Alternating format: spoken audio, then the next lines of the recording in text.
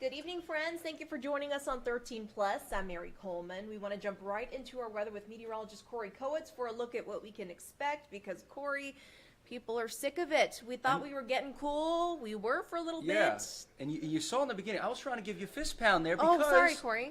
we're going to have cooler temperatures. Oh, it's going to be good great. stuff, We're good very stuff. excited for that, but let's first talk about the bad, and that's the heat. Okay, here we go. Right now, today, okay, it's bad, but let's try to stay positive, and that is we didn't get a record heat today. Okay. We didn't have record heat. All right. It was 4 degrees colder than yesterday, high at 95, and the record is 96. So although we didn't break it, we were close. But other people did, so good for them. Not really, but Oracle 92 breaks a record. Sierra Vista, Bisbee, Douglas, Portal all broke a record, and Safford tied a record today.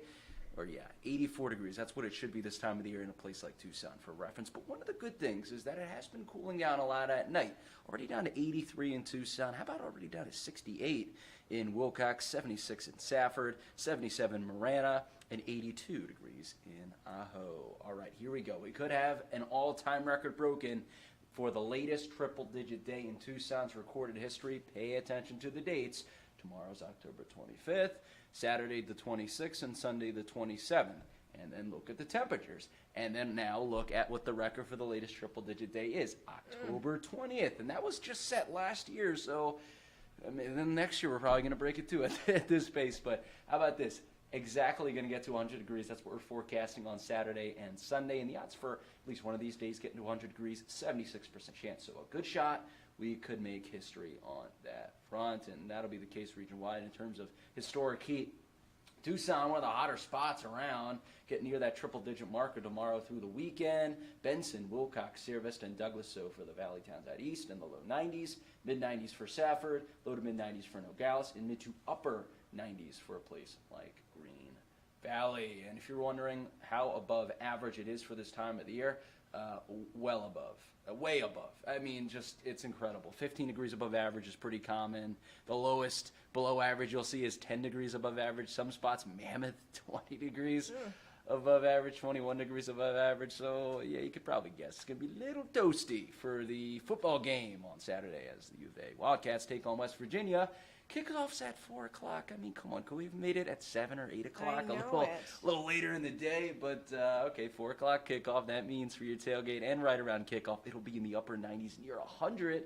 Cooler by halftime, right around 62, and then by the game's end, pretty comfortable, 85 degrees. So you're wondering, why couldn't they have just started it then? But that's the reality we're living in, so we're just going to have to deal with the heat if you'll be out there. And here's the reason why we're going to be so hot tomorrow and through the weekend. A extremely strong heat dome for this time of the year is going to build through then and stick over us through Sunday. But here comes our hero, our savior, in the form of low pressure coming down, bringing down all that cooler air from the north. By the time you get to Tuesday, look at this weather, 180. Monday, a little cooler, but really the big cool down happens Tuesday. How about this? Tuesday, Wednesday in the 70s in Tucson, low 70s possibly Wednesday for Benson and Sierra Vista, Douglas, Nogales, Wilcox. Pretty unbelievable stuff. And yeah, Thursday, just in time for Halloween, that cool down's going to happen. Here's a look at what to expect. A low of 49, getting right around 80. So, I mean, can't really ask for any better weather. I'm telling you. Really nice stuff. Not expected to see any sort of rain.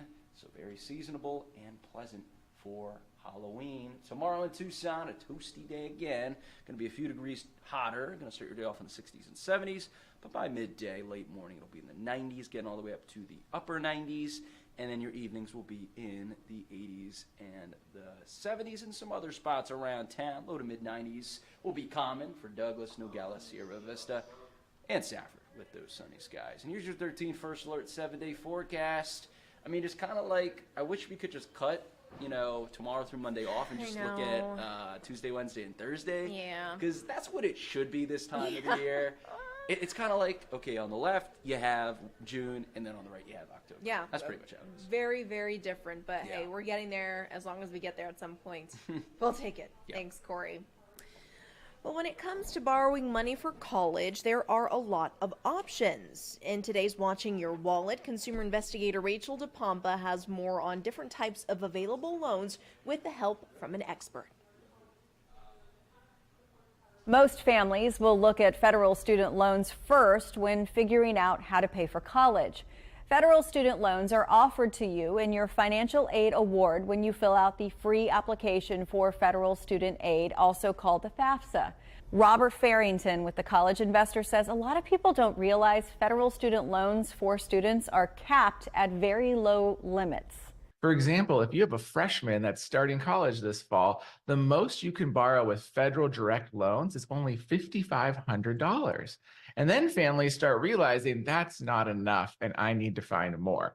Farrington says after you look at undergraduate federal loans, there are a couple of options. There are Parent Plus loans. Those are loans that parents take in just in their names, and that money is used to help their children pay for college. But these loans have an interest rate this year of around 9%. And the other big option is private loans. Now, private loans do have a lot of stigma because they don't offer the benefits that federal loans have. Private loans don't have loan forgiveness programs, they don't have hardship options, and they don't have income-driven repayment plans. All those things do make private loans harder to repay after college. Farrington says if you are a highly qualified borrower with good credit and income, private loans can be as low as 4% right now, so they are a compelling option. But he always challenges families to look at the total price tag and decide if college is really worth it before taking out all of these loans. With this Watching Your Wallet, I'm Rachel DePompa.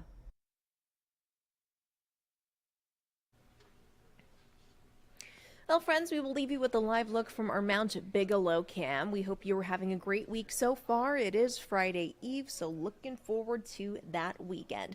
Be sure to join us for 13 News Live at 10 for more of your news and weather. Hope to see you there.